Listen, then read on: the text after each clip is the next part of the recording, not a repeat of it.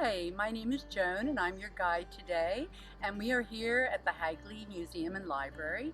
It's a beautiful place in Wilmington, and we're actually up on Workers Hill, where this was a community of workers who worked for the DuPont Company, and the DuPont Company was open and running right here for more than 120 years.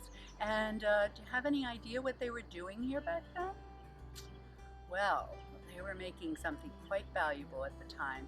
It's black powder. And black powder was used to blow up things, black powder was used to propel things, and America really needed all that at that time. So welcome up here on Workers Hill. Families were living here, and I'm going to be talking with you today about the toys of the 19th century, which were quite different from anything you might be using today, although some things might still be the same.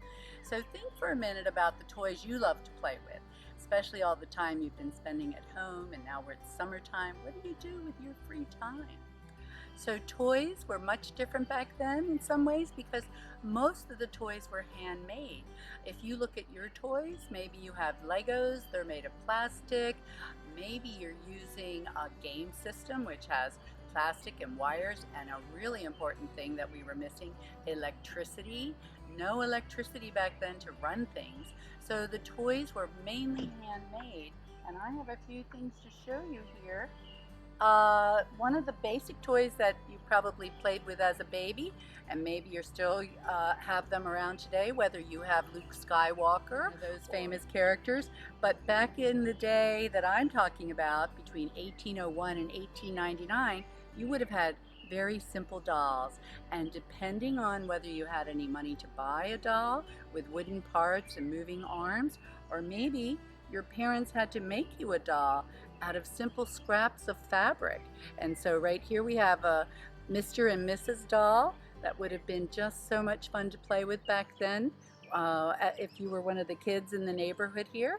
So we have these dolls. Now, when I said that they were simple, people made things out of scraps of fabric, out of pieces of wood, out of things such as clothespins. This could easily become a doll, and maybe you've even made some of these in your classrooms.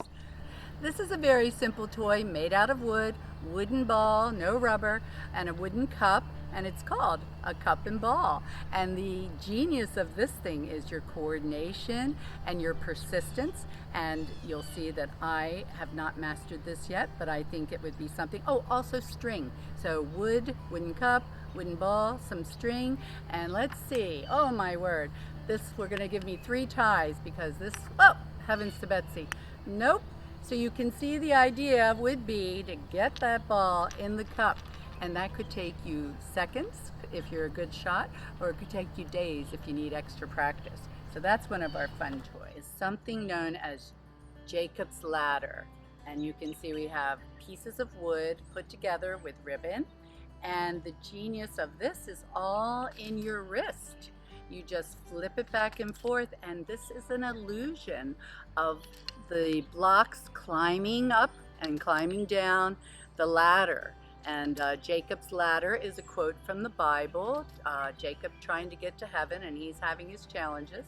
But right here was a toy that came from that, and very creative with putting wood blocks together with just simple ribbon or string, whatever sort of scraps you have around. So we've talked about a lot of toys that are made by hand here. You don't need electricity, you don't need anything plastic, and a lot of the toys you play with at home probably relate to some grown-up activities, like maybe you do cooking, or you have an easy bake oven and you're making things. Maybe you're building with Legos and you know you can construct anything, and that is those are adult jobs, cooking and building. And one of the things I have here to show you is a beautiful toy model of men at work at Hagley, where they are building the narrow gauge railroad that was needed here to move the black powder around the company. And this was beautifully carved out of wood and a little metal, and it would be something to share with your friends and just watch them work. So here was a great toy that probably every child had, because you could whittle something out of wood, and if you take a good look, they have different designs, they're different shapes, and the cool thing about these guys, these are called tops, and there were lots of various games that could be played with tops. Now you needed a flat surface like we have here, and maybe your design would spin forever, and maybe your design would quit. So you would have a race with a friend and see whose design could spin the longest.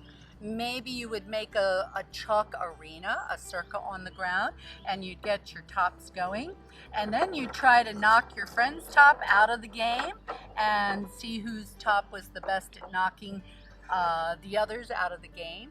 So these again would keep children busy for hours. And I think you have some spinners and such today that we still use that might be made out of plastic, but these were made at home, maybe by you, maybe by your uncle or your dad, or your mom might have been the wood carver in the family. So tops were fun. And this game I actually played as a little child in my neighborhood.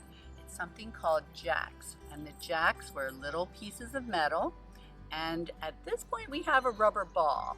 So let's see what happens with jacks. I remember tossing them out, tossing up the ball, grabbing a jack, and trying to catch the jack and the ball in the same hand. And you can see that can get a little crazy. So let's try it again on here.